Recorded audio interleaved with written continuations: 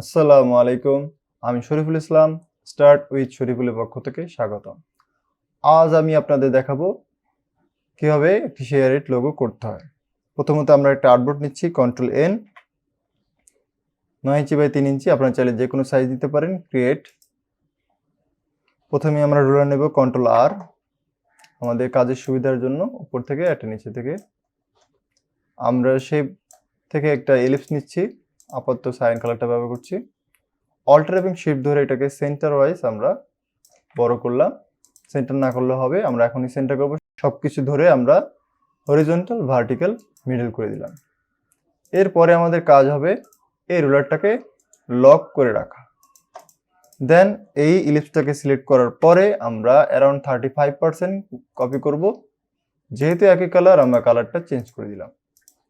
পরবর্তীতে আমরা এটাকে ধরে উপরের দিকে নিয়ে নিব।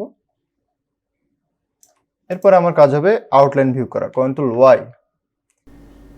ছোট বৃত্তটাকে সিলেক্ট করার পরে রোটেট টুল, অল্টার প্রেস করে সেন্টারে প্রেস করলাম, -120 ডিগ্রি দিয়ে কপি করব। আবার আমরা এখন কি করব, বড় বৃত্তটাকে একটু বড় করে নেওয়ার চেষ্টা করছি। বড় বৃত্তটাকে আমরা অল্টার দিয়ে কপি করব।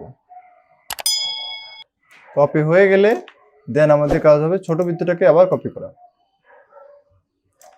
এখন আমার কাজ কি, সকল কিছু সিলেক্ট করার পরে শিফট এম, আমরা জাস্ট সেই বিল্ডার টুলটা ব্যবহার করছি।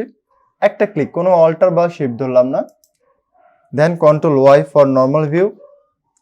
আমাদের প্রথম যে ছোট বৃত্তটা ছিল এবং শেষের যে শেপটা ছিল সিলেক্ট করার পরে control 2 for lock, control A for all select, delete for delete, control alter 2 for unlock, rotate for R, এটা 120 ডিগ্রি, কপি, কন্ট্রোল ডি। এখন আমরা সবগুলো সিলেক্ট করার পরে কন্ট্রোল জি গ্রুপ করব, একটু ছোট করে নিচ্ছি। আমরা এখন নিব রাউন্ডেড রেক্টেঙ্গেল, মাঝ থেকে আমরা একটু বড় করে নিব।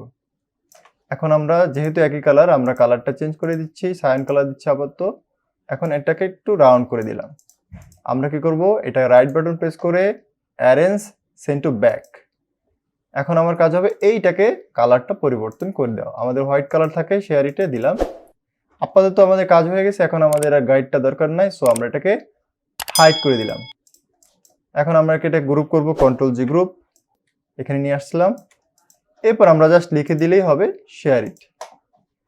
আমরা ক্যালিব্রি ফন্টটা ব্যবহার করছি, ক্যালিব্রি বোল্ড। হয়ে গেল। অতি অল্প সময়ের ভিতরে দেখেন আমরা শেয়ার ইট লোগোটা করতে পারলাম। তারপরেও কারো যদি মনে কোনো প্রশ্ন থাকে অবশ্যই কমেন্ট বক্সে জানাবেন। ভিডিওটি যদি ভালো লাগে অবশ্যই একটি লাইক দিবেন, আর কমেন্ট করে আপনাদের মূল্যবান মতামত জানানোর চেষ্টা করবেন। আর এরকম নিত্য নতুন ভিডিও পেতে চ্যানেলটি সাবস্ক্রাইব করে রাখবেন। আজ এই পর্যন্তই, খোদা হাফেজ।